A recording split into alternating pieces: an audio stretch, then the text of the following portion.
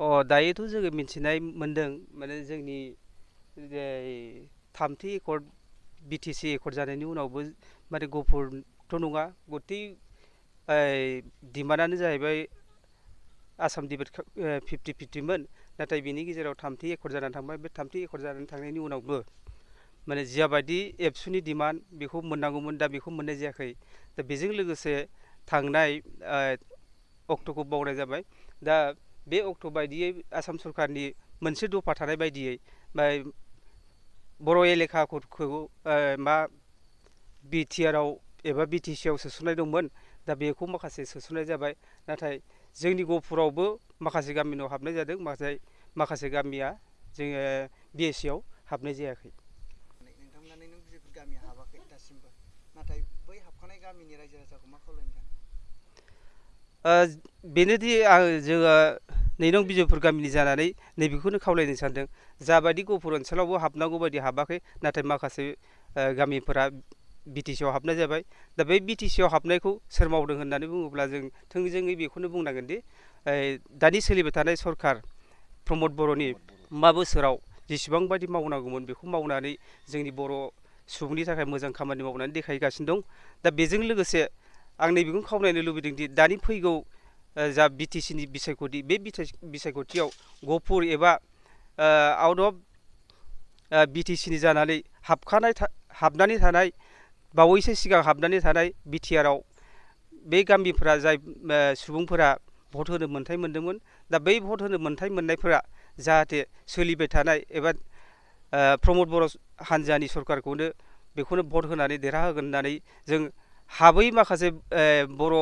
गामिफोरा जों बेखौनो खावलायोदि जाहाथे हाबखांनायनि उनाव बे फिन आरो 5 बोसोर जुदि सरकार दायोब्ला अब्ला जोङो माखासे मावनांगौ सुबिदाफोरखौ मावनो मोनगोन आरो जाय गामिफोरा बिटिसिआव हाबाखैमोन बेखौ सिगांनि बायदि मोजाङै गोख्रै मावनानै बे आद्रा थानाय गामिफोरखौबो सोसनगोन होननानै जों मिजिंथिदों आरो आङो 2 नं बिजयपुरनि गामिनि रायजो जानानै बेखौनो खावलायोदि जाय गामिफोरा बिटिसिआव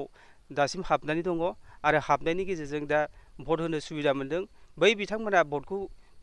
इउपिपिएल हान्जानोनो भटखौ होनानै प्रमद सारखौनो जाहाथे फिनबाव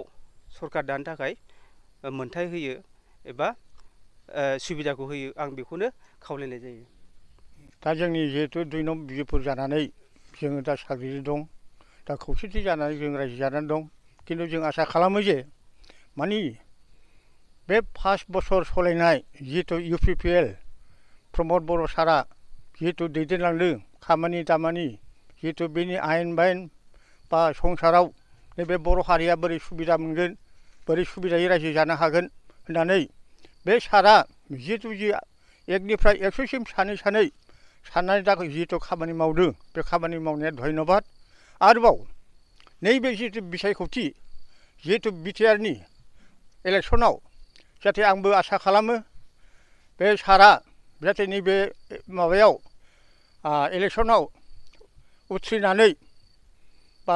बेनो बर' हारिखौ आरो साबसिन हामसिन मावलांगोन होननानै जोंनि जिहेतु सुबिदा मोननो गोनां जिहेतु आसाम सरकाराव जिहेतु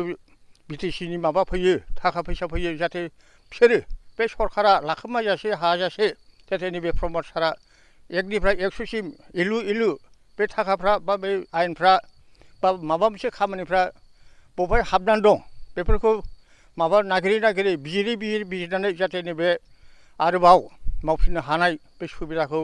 जोंनि जिहेतु 2 नम्बर बिजयपुर गामिनिफ्राय आं बुंनाय जादों आरो दा बेनो बाथ्राया खिन्थु जोंनि गहपुर एरियायाव माने बिटिआर हाबनाय होननानैबा जोंनि गामि गेजेरनिफ्राय जोंनि गामिया 2 नं बिजयपुर सानजाहा जोबनाय सिमायाव ओमफ्राय जोंनिफ्राय